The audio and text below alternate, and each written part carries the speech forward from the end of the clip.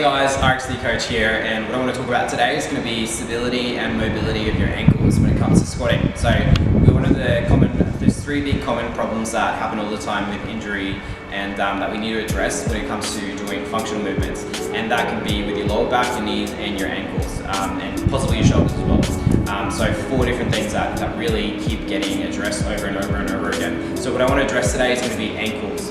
Alright, so your ankles need mobility and they also need stability. Alright, so if you have an ankle that's a little bit too mobile, you're going to roll it a lot and you're going to find it hard to not roll your ankle.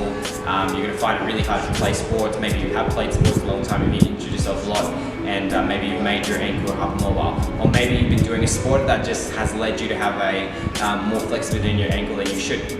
And on the opposite side of the spectrum, when people come into a functional fitness type scenario where they're doing squatting, they're doing deadlifts, they're attempting jumps and single leg squats, what can happen is that you have a lack of mobility in your ankle. So what we want to talk about and address is mobility and stability. And what I want to use here is going to be this apparatus here called a Bosu ball.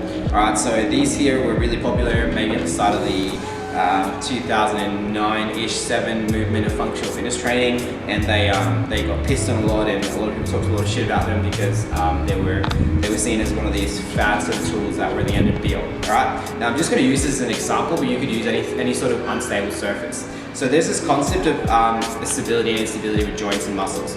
So with our ankles, what we want to have is we want to have mobility through them. So that means that we want to be able to get this ankle to have a good range of motion, which means while keeping my foot flat here, I want to be able to push my knee really far forward, and I want to have that good mobility. Alright, now what happens for a lot of people is they find that their shins get stuck or their ankles get stuck, and they get into this position where they either fall back, or as they go down, they go forward because the ankle range of motion is lacking there a little bit. So what we can use here with this stability piece of equipment is we can work on the mobility of the ankle, and we can work on stabilizing your ankles and your knees, which work together to give you stability when you're doing a weighted movement or a bodyweight movement. So what I'm going to do here is I'm just going to stand on this apparatus. It just takes a little bit of getting used to, just getting into the right position. Alright. Now from here, what this is going to do, this is going to give me instability. Alright, so my body has to try and work and stabilize itself as I squat down.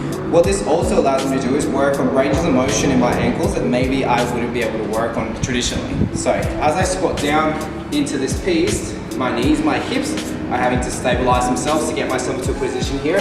And once I'm down here, what I can do is I can work a little bit on a range of motion that maybe I wouldn't be able to work on traditionally just on the ground. So I can go forward and back, I can go side to side, I can do circular motions, and I can just spend time here just opening up areas of my ankles that possibly feel tight.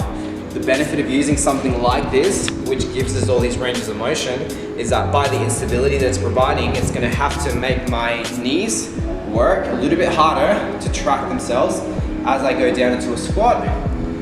You're going to find that the more unstable you are, the more this is going to wobble. So as you go down, some people find that they have the shakes. As you become more comfortable and you have better stability within your joints, you're going to find that that shaking that happens throughout your squat is going to go away. Alright, so this can be a really good tool for building stability long term with your big lifts. Alright, so if you have issues with your ankles, with your knees and your hips, using something like this can be a really big tool that can really help you out quite a lot.